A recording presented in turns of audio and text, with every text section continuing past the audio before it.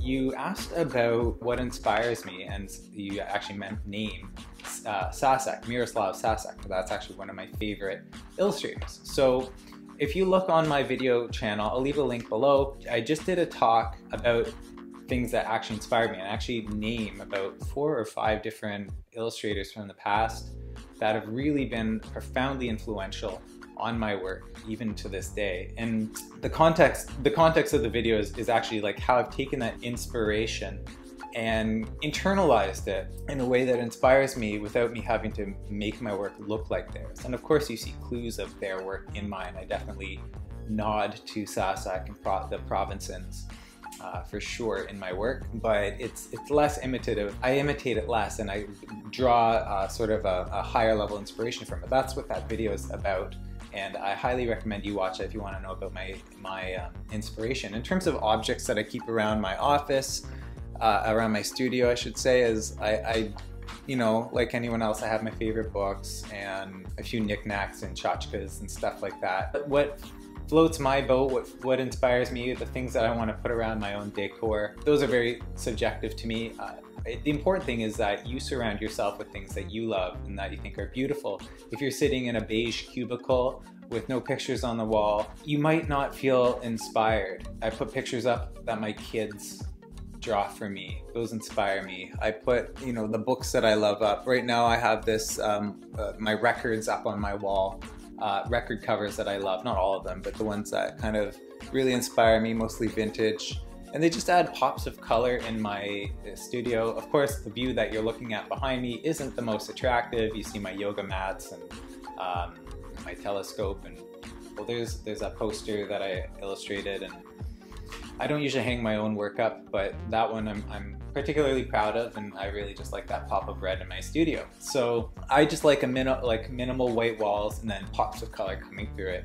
That makes me happy. I kind of want to take the camera and just show you guys it. Hey, you know what? Why don't I show you a few things that I love? I recently bought this book it's illustrated by Alice and Martin Provincen, and these two were illustrators from the mid-century era, you know, 1950s, 1960s, and this book is just absolutely gorgeous, really beautiful images of Greek and other ancient myths and legends. This is a style I'm very much in love with. Their use of color is gorgeous. This is the Golden Treasury of Myths and Legends, and it's surprisingly affordable to get these old books on eBay. I got this for about 50 bucks, which for an old book in beautiful condition is quite, I'd say, quite a good deal. What else do I have up here? Random stuff that I like, just kind of arranged in a funny way. These are just old pencil leads that I found at my local thrift store. I like these particularly. I like to collect things that have interesting type on them and interesting design, color. I have a few cameras on my shelves. I love cameras and telescopes, things with optics, things with lenses, things that you look through. It's very dusty.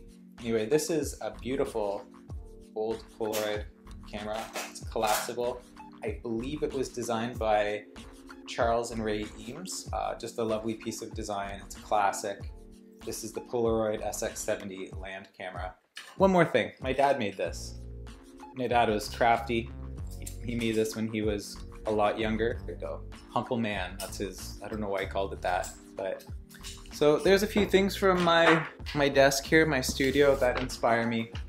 Surround yourself with things that remind you why you're creative, remind you why you love doing what you're doing. Surround yourself with things that are just intrinsically and uniquely things you like. Like, not everyone wants to display pencil leads in a little baby cup on their shelf.